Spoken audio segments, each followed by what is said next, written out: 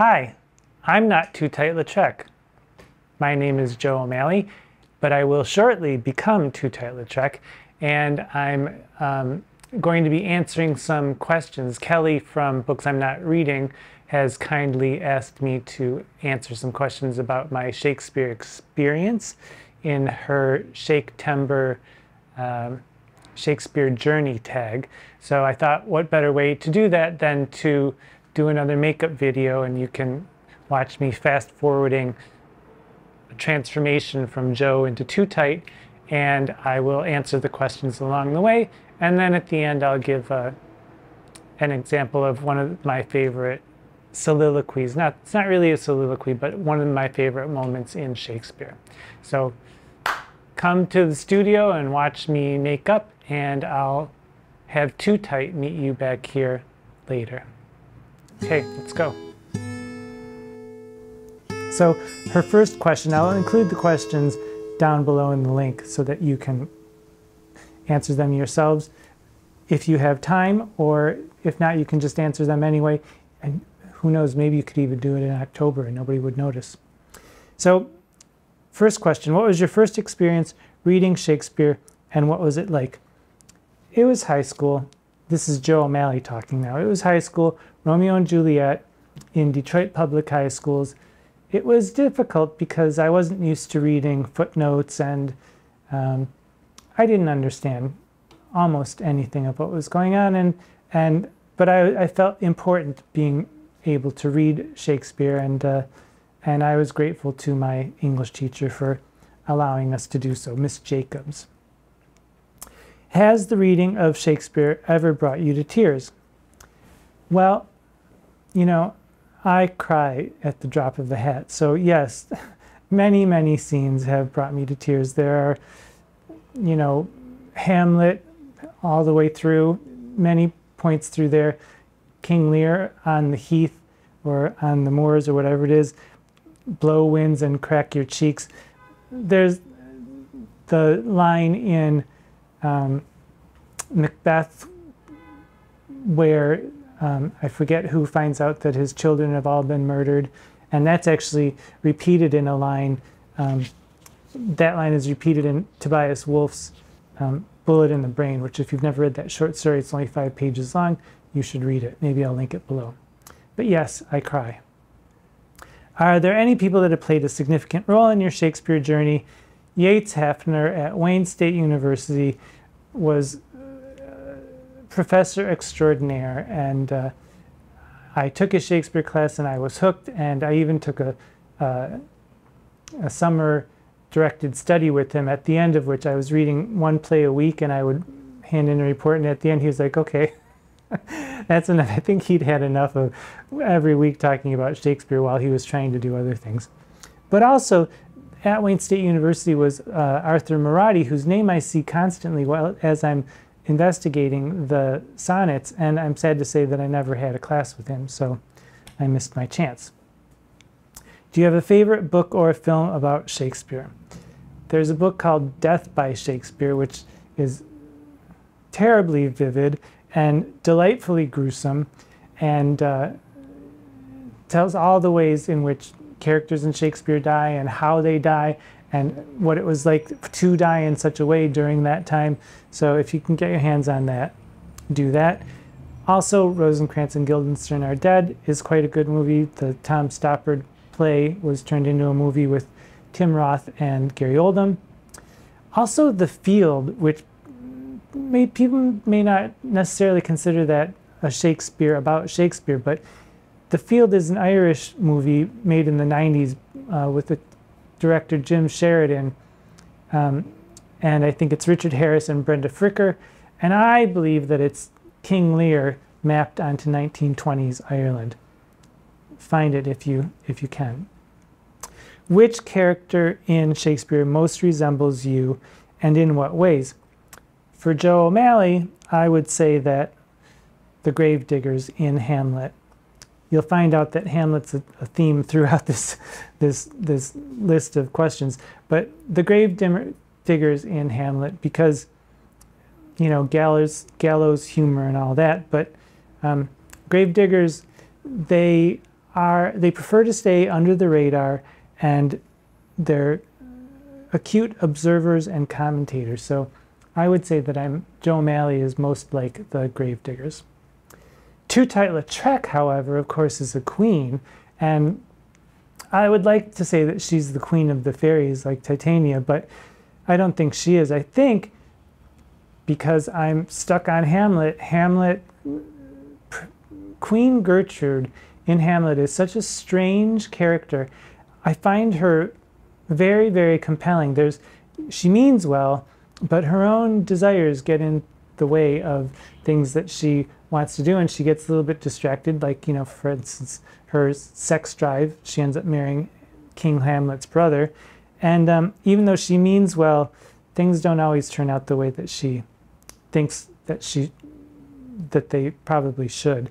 And, you know, she does what she has to do to stay in power, but she also figures that she might as well enjoy herself while she's there. And I would say Tut-Lautrec kind of like that. Which play would you most like to see performed in a theater, and why?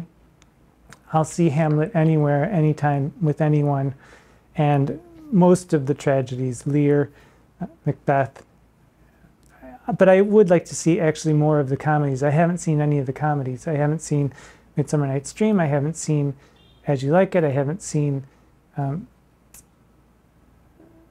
one with Beatrice and Benedict, Much Ado About Nothing. I haven't seen those live, and I would like to see those live because, you know, a good laugh. Everyone needs a good laugh every once in a while. I also, well, I won't go into that.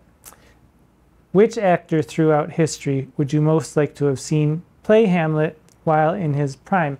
And I thought maybe Tim Roth or Gary Oldman, who were in Rosencrantz and Guildenstern, are dead.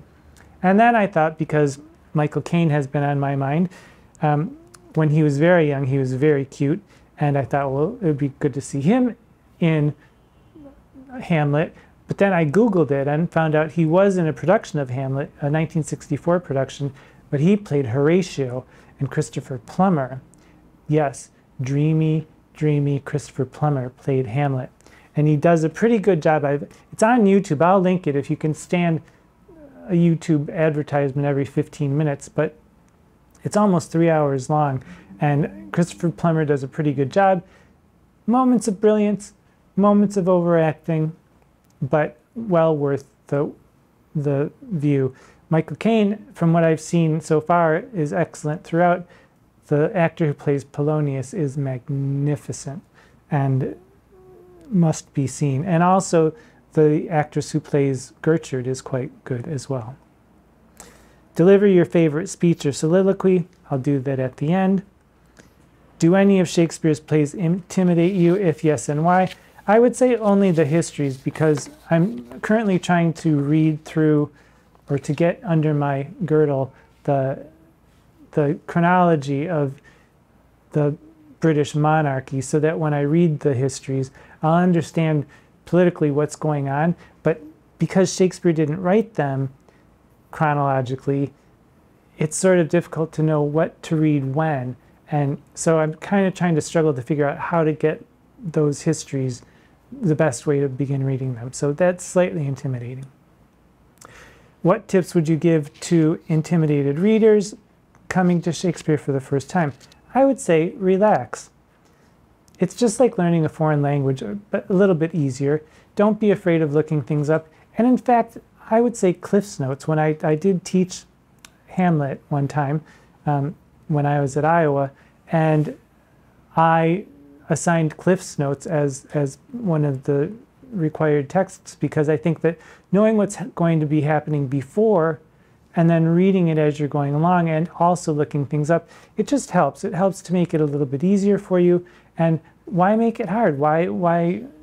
No reason to make it hard. It's supposed to be enjoyable, and it is.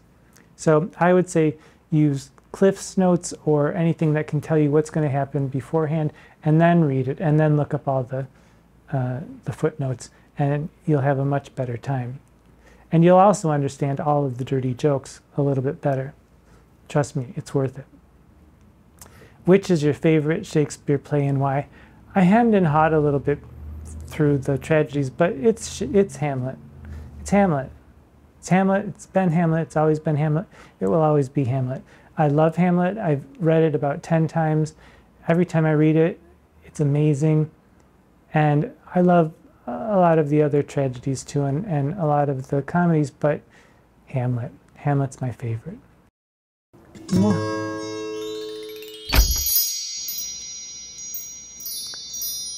I chose for my soliloquy. It's not my favorite. It's impossible to choose a favorite.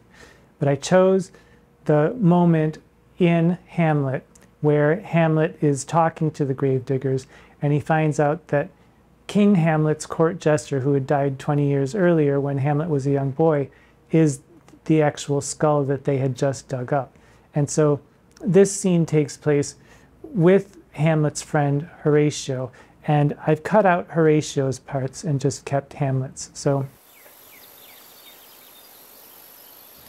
first, let me introduce you to my friend Yorick.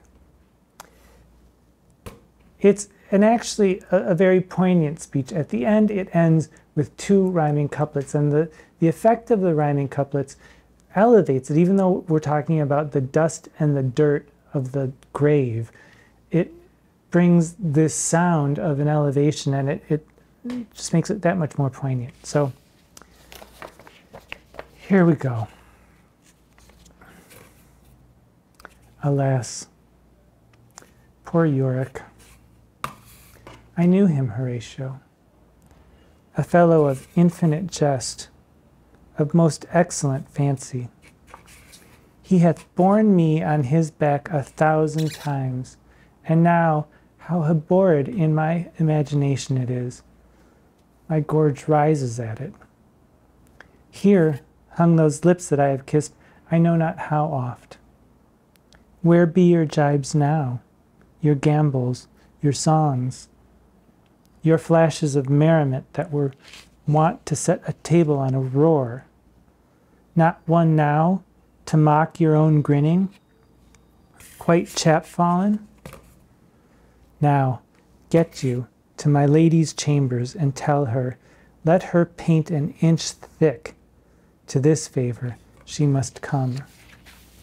Make her laugh at that. To what base uses may we return, Horatio? Why may not imagination trace the noble dust of Alexander till he find it stopping a bunghole? Alexander died. Alexander was buried. Alexander returneth into dust. The dust is earth. Of earth we make loam. And why of that loam whereto he was converted might they not stop a beer barrel? Imperious Caesar, dead and turned to clay, might stop a hole to keep the wind away. Oh, that that earth which kept the world in awe should patch a wall to expel the winter flaw. Chilling.